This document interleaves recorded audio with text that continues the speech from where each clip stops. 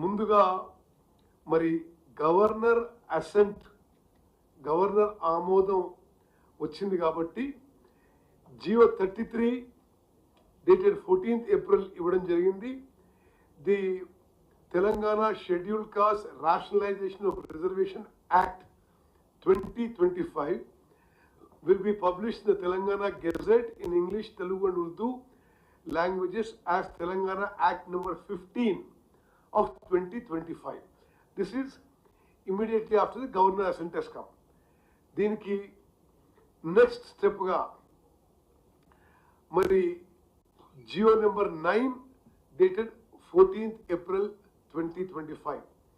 మరి ఈరోజు అంబేద్కర్ జయంతి కాబట్టి మరి సామాజిక స్ఫూర్తితో మరి మేము ఇదే రోజు ఎస్సీ కేటగరైజేషన్ అమలు should come into force అనే విధంగా మేము ప్లాన్ చేసుకొని ఈరోజు మరి ప్రకటించడం జరుగుతుంది.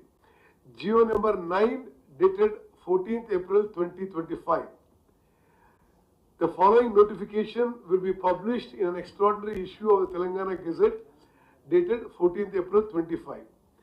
In exercise of the powers conferred by Section 8 of the Telangana Scheduled Caste Rationalization of Reservations Act 2025, Telangana Act number 15 of 2025, the Government of Telangana hereby appoint the 14th April 2025 as the date on which the said act shall come into force.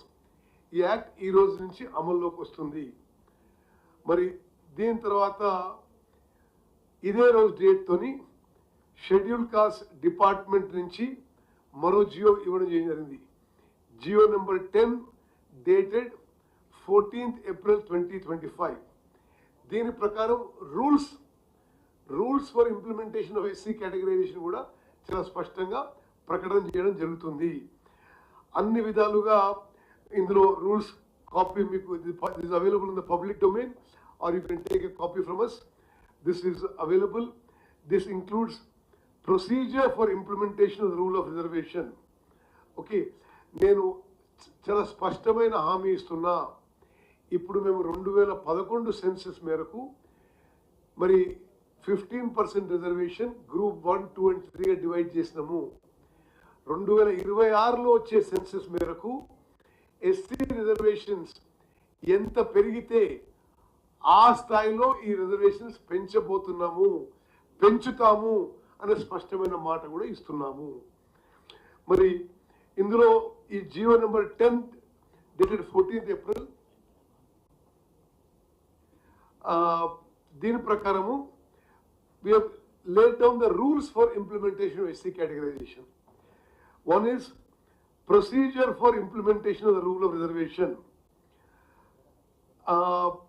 ఇది దాని ప్రకారం ఏ విధంగా 1% చేస్తాము, 9% చేస్తాము, 5% చేస్తామని కూడా ఇవ్వడం జరిగింది.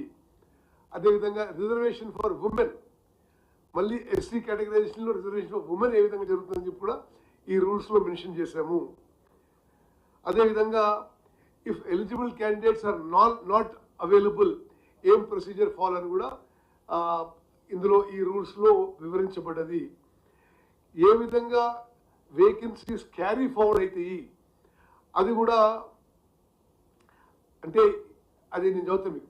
If no eligible SC candidates, including women candidates belonging to any of the SCs referred to in clause A, B and C of section 3 of the act available, then the vacancy shall be carried forward as per the existing rules and shall not be filled up with a candidate belong to any other community other than the scheduled caste in accordance with the rules or the instructions issued by the government in this regard. All vacancies will be carried forward. అదేవిధంగా most important, non applicability of the rules in public appointments admissions. మిత్రులారా, ఈ విషయం కూడా జాగ్రత్తగా వినాలి.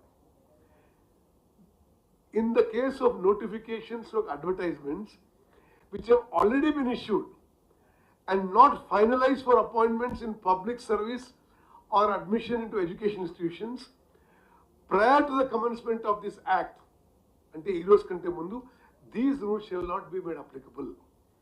మేము స్పష్టంగా చెప్తున్నాం, 1 ఆగస్ట్ నుంచి మేము నోటిఫికేషన్ ఇవ్వలేదు.